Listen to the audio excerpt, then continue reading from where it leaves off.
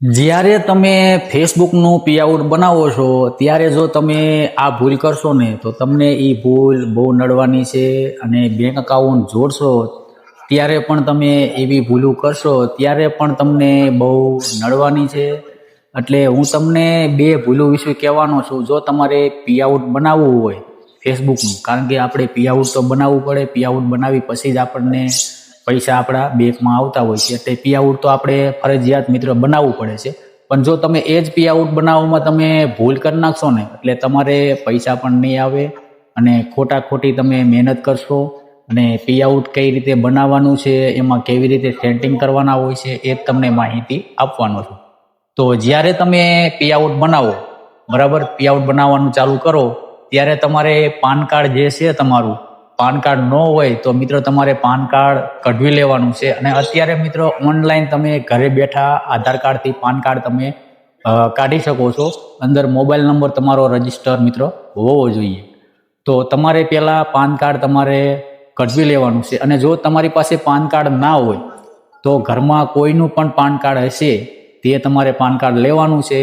અને એ PAN card તમને ગમે ત્યારે તમારે જોઈ જરૂર પડે તો આપી શકે એવાનું જ તમારે પાન કાર્ડ લેવાનું છે. ને કે તમારે બીજાનું પાન કાર્ડ નથી લેવાનું. એટલે કે ઘરમાં કોઈ પણ વ્યક્તિ આપણા એવા હોય તેનું જ પાન કાર્ડ લેજો, બીજાનું પાન કાર્ડ લેતા નહીં. તો પહેલાં તમારે જો ફર્સ્ટ નેમમાં તમારે જે નામ લખેલું હોય એ ફર્સ્ટ નેમમાં પાન કાર્ડમાં જે નામ છે એ જ નામ તમારે લખી લેવાનું છે લાસ્ટમાં. અને મિડલ નેમમાં જે મિત્ર નામ આવતું હોય એ પ્રમાણે તમારે લખી લેવાનું છે. લખી લીધા પછી તમારે આગળ વધી જવાનું છે. તમારી જન્મ તારીખ તમારે સાચી નાખવાની છે, તમારે કન્ટ્રી નાખવાની છે. આ બધું તમારે એક પેઆઉટ મિત્ર બનાવી લેવાનું છે. એટલે પાન કાર્ડમાં જે છે મિત્ર એ રીતે જ તમારે બનાવવાનું છે. અને પછી આગળ જ્યારે તમારે બેંક અકાઉન્ટ જોડવાનું થાય તો જો તમે બેંક અકાઉન્ટ મિત્ર ખોલેલું ન હોય અને તમારે બીજાનું બેંક અકાઉન્ટ જોડવું હોય તો પણ તમે અહીંયા બેંક અકાઉન્ટને જોડી શકો છો. પણ ખાસ મિત્ર તમારે એ ધ્યાન દેવાનું છે કે તમે જ્યારે બેંક અકાઉન્ટ તમે જોડશો બીજાનું એટલે તરત જ મિત્ર આઈડેન્ટિટી વેરિફિકેશન માંગી લે છે. એટલે કે જે વ્યક્તિનું તમે બેંક અકાઉન્ટ જોડ્યું છે એનું પાન કાર્ડ પણ તમારે હોવું જોઈએ. જે વ્યક્તિનું તમે જોડ્યું છે એનું પાન કાર્ડ તમારે રાખવું પડશે. કારણ કે જે વ્યક્તિનું પાન કાર્ડ છે તે મિત્ર આઈડેન્ટિટી વેરિફિકેશન કરવું પડે છે.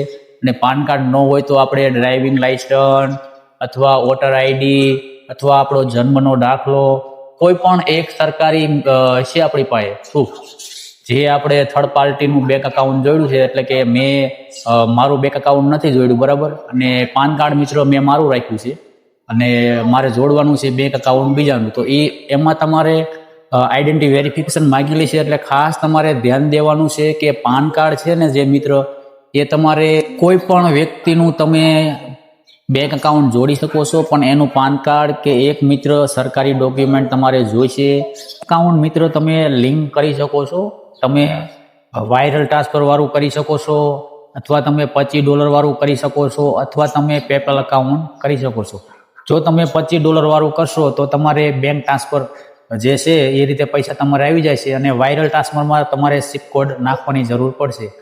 તો બધા લોકો $25 વાળું જોડે છે એટલે $25 થાય એટલે આપણે મિત્ર આવી જતું હોય છે. તેમાં મિત્રો SWIFT કોડની જરૂર નથી પડતી. એમાં મિત્રો IFSC કોડ અને તમારું જે બેંક ચોપડીમાં નામ છે ઓનર નેમ એ નામની જરૂર પડે છે. અને 2 વખત બેંક અકાઉન્ટ નાખવાની જરૂર પડે છે. અને કન્ટ્રી આપણી તો લખેલી ઓટોમેટિક લઈ લેશે, બરાબર. તો આવી રીતના તમે બેંક અકાઉન્ટ જોડી લેવાનું છે. અને બેંક અકાઉન્ટ જોડ્યા પછી તમારે આ કામ કર્યા પછી તમારે આગળ એ કામ કરવાનું છે કે તમારે ટેક્સ ઇન્ફો ભરવાનો હોય છે. બધાય લોકો ટેક્સ ઇન્ફો તો ભરી લે છે પણ સિગ્નેચરમાં મેચ નથી થતું અમુક લોકોને. તો સિગ્નેચરમાં મિત્રો કેમ મેચ નથી થતું? તો કે તમે જે આગળ ફર્સ્ટ નેમ, મિડલ નેમ અને લાસ્ટ નેમ જે તમે 3 નામ નાખ્યું છે, બરાબર, એ જ નામ તમારે સિગ્નેચરમાં 3 નામ નાખશો એટલે તમારે મેચ થઈ જશે. અને કોઈ પણ તમારે સમસ્યા હોય તો તમે મને કમેન્ટ કરી જણાવી શકો છો. હું બધા મિત્રોને રિપ્લાય આપતો હોઉં છું. તો આપણે મળીશું એક નવા વિડીયોમાં નવા ટોપિક સાથે. Bye bye.